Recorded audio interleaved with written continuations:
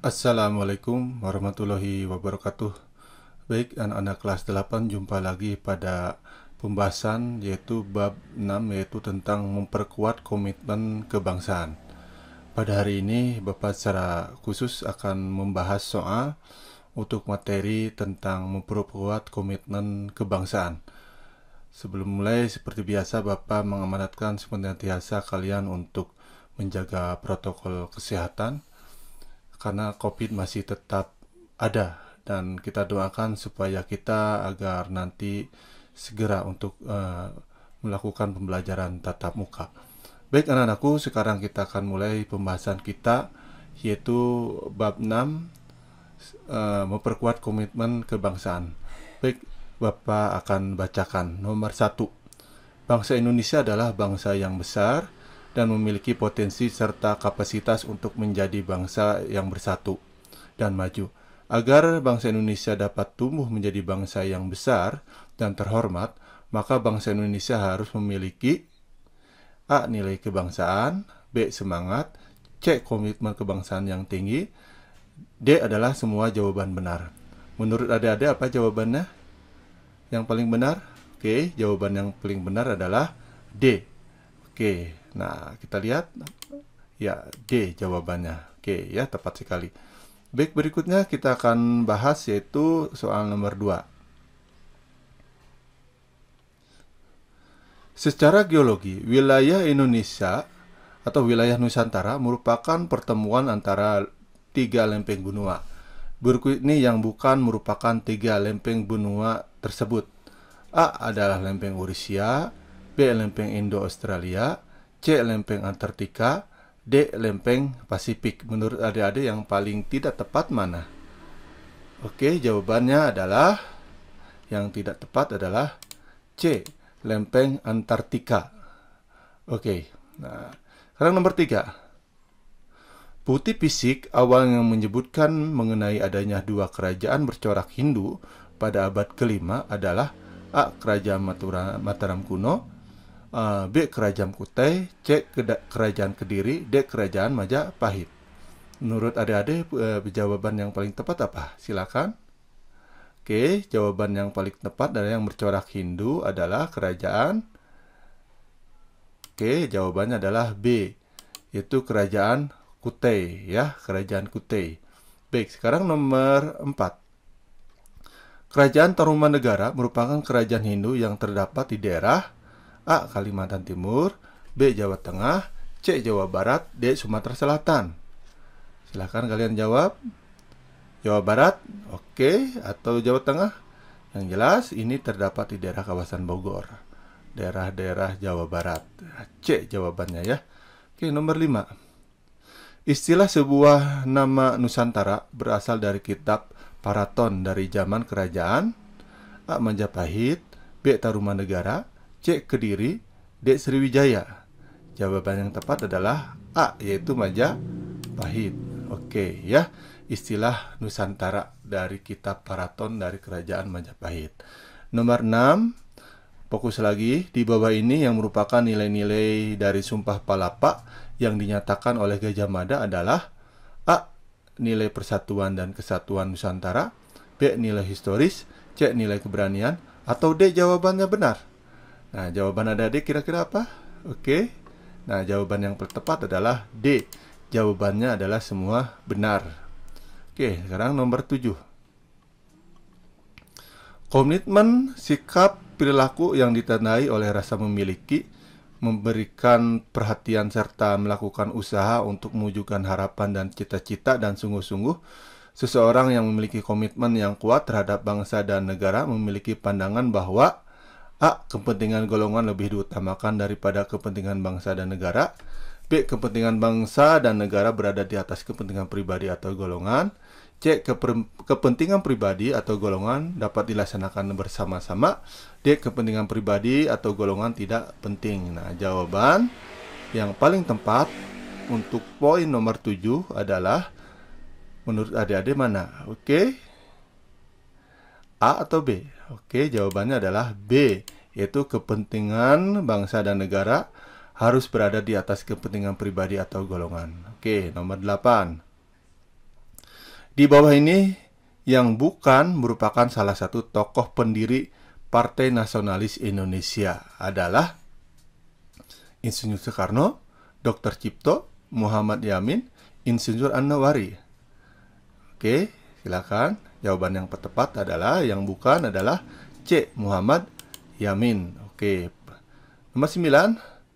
Salah satu sebab PNI mampu berkembang dengan pesat adalah A. Didukung oleh pemerintah Hindia Belanda, B. Tokoh-tokoh besarnya yang menaunginya, C. Merangkul semua golongan, D. Modal yang besar untuk menyokong partai.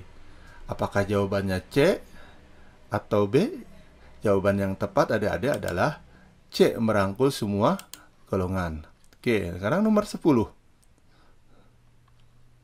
Pada tahun 1929, PNI melakukan kongres dengan mencetuskan cita-cita sosialisme dan semangat non-korporasi yang memicu reaksi pemerintah kolonial Belanda dengan menangkap pemimpin PNI dan menyebloskan tokoh-tokohnya ke penjara Bancai, Bandung. Di bawah ini yang tidak termasuk yang ikut ditangkap oleh Belanda adalah A. Insinyur Soekarno, B. Gatot Mangkupraja, C. Mas Gun, D. Dr. Cipto.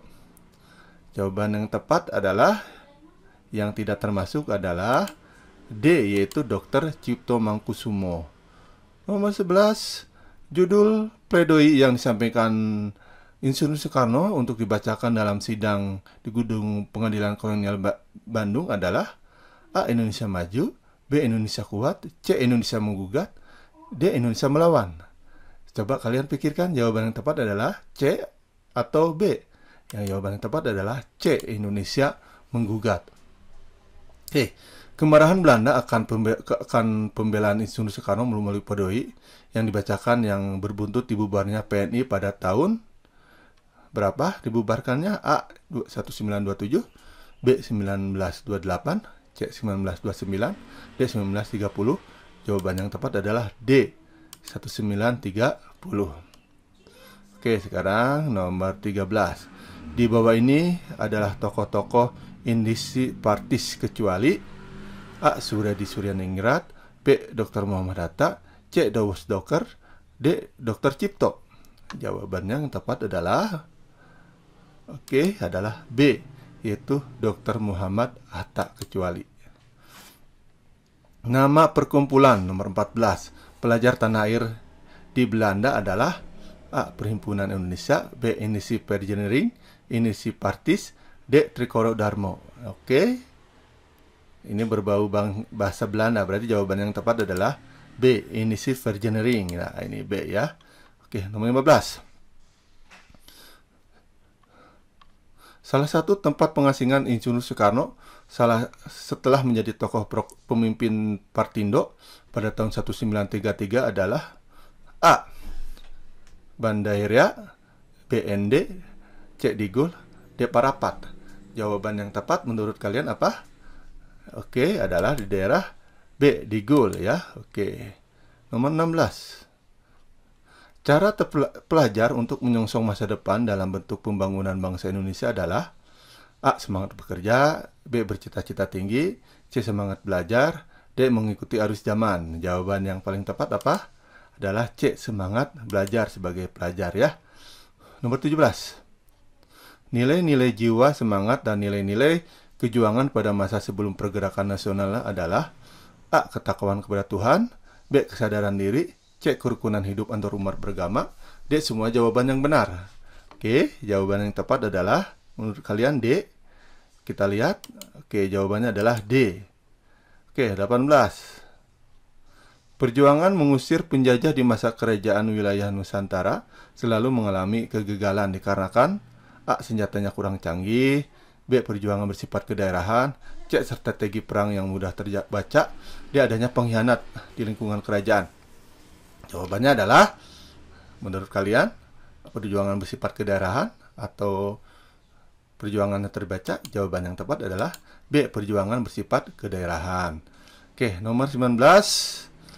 Organisasi nasional pertama yang mengawali langkah perjuangan bangsa Indonesia adalah A. Perhimpunan Indonesia, B. Serikat Dagang Islam, C. Budi Utomo, D. Trikoro Darmo. Nah, jawabannya tepat adalah Budi Utomo atau Trikoro Darmo. Adalah C. Budi Utomo. Baik, sekarang nomor eh 20 aja ya. Oke, 20. Sumpah Pemuda merupakan manifestasi tekad dan keinginan bangsa Indonesia dalam hal A. Menemukan identitas, C. Rasa harga diri sebagai bangsa, C. Rasa solidaritas, D. Semua jawaban benar. Jawaban yang paling tepat menurut kalian adalah itu D. Jawaban benar. Oke. Baik, anak-anakku, itu demikian pembahasan dari 1 sampai 20 untuk materi kita hari ini. Kita jumpa lagi pada materi berikutnya. Materi yang Bapak jelaskan ini adalah sebuah gambaran kisi-kisi untuk ulangan kenaikan kelas yang akan datang. Terima kasih atas perhatiannya. Tetap jaga kesehatan, protokol kesehatan. Semoga kita dalam lindungan Allah SWT. Terima kasih. Wassalamualaikum warahmatullahi wabarakatuh.